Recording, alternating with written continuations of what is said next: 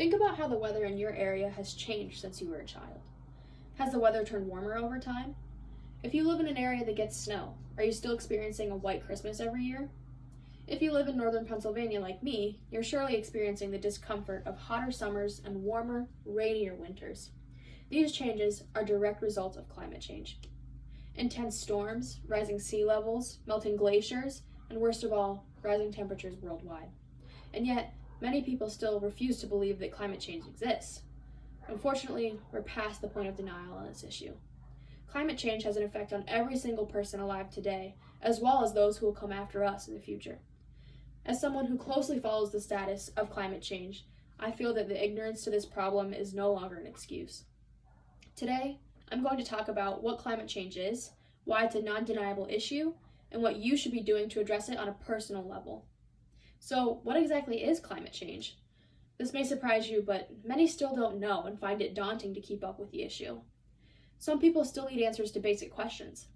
As said in the 2018 article, 9 questions about climate change that you were too embarrassed to ask, from Vox, many people are still asking, what is global warming?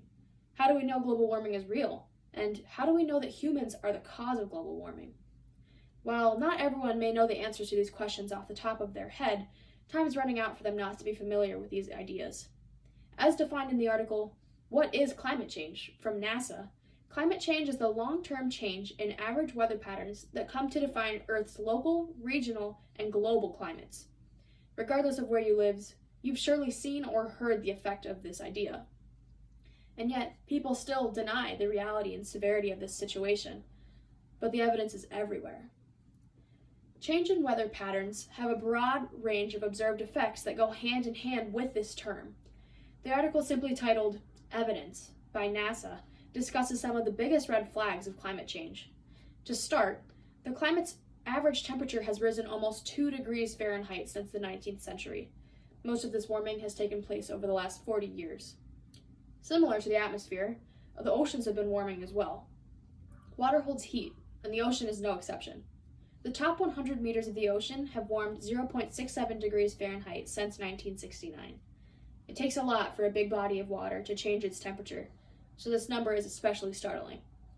A combination of warmer temperatures and ocean waters has led to an increase in extreme weather events. Storms, floods, earthquakes, and hurricanes that used to only happen once a decade or century are now happening multiple times a year in some places. Some other signals of climate change include increasing ocean acidification, the spread of tropic and ancient diseases, and decreasing snow cover. All one has to do is look around. The evidence is everywhere. There's no denying the facts. This is real. As a civilization, we are the main cause and contributor to global warming, and therefore climate change. This is largely a result of our high rates of carbon dioxide emissions. As explained in the 2022 article, What Evidence Is There That the Earth is Warming and That Humans Are the Main Cause? From climate.gov, teams of scientists came together to analyze the daily high and low temperatures from thousands of weather stations worldwide. A trend graph of their results depicted that the yearly global surface temperatures since 1980 have been significantly warmer than the past, with a direct correlation to rising levels of global atmospheric carbon dioxide. Since 1800, the amount of carbon dioxide in the atmosphere increased from 280 parts per million to 410 parts per million. But how do we know that this relates back to humans as the main source?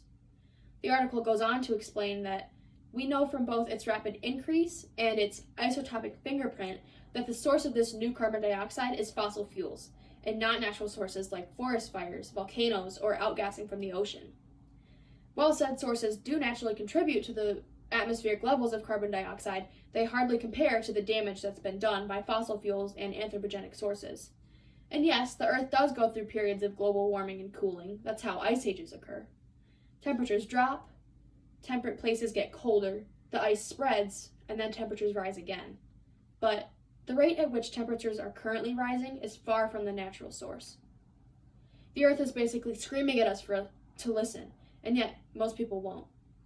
Some world leaders, and even entire nations, won't identify climate change or take responsibility for their contributions to it. I often ask myself, how is this possible? With evidence everywhere, how can people live with themselves, for denying the morality of this disaster. It isn't too late to say that nothing can be done, and the change must start on a personal level. By this point, you've hopefully realized the severity of this situation, and now it's time to act. If every person changed one aspect of their life, think of all the positive changes we could see as a whole. There are many easy fixes that you can and should add to your life to help reduce your ecological footprint. As listed in the 2021 article, 10 ways you can help fight the climate crisis from UN Environmental Science, some of the best changes that you can make are to transform your transport and rein in your power usage. Transportation accounts for 1/4 of all of the carbon dioxide and greenhouse gas emissions across the world. Finding opportunities to walk or bike to work, or even choosing a new electric vehicle can help reduce the amount of carbon dioxide emitting vehicles on the road. Similarly, switching from a zero carbon or a renewable energy resource provider within your home can make you even more energy efficient. If switching the source isn't possible, turn down your heat a few degrees, turn off appliances and lights when not in use, and buy more energy efficient products. If these commitments seem intimidating, start smaller. To reduce the carbon footprint of your diet, shop locally and purchase seasonally and sustainably sourced foods. This not only supports small businesses and farms, but promotes sustainable agriculture. Similarly, don't waste your food. Only buy what you need and get fancy with your leftovers. While all of these changes are helpful for fighting climate change, the best thing you can do is to spread the word. Educate your family, friends, neighbors, and encourage them to start making switches as well.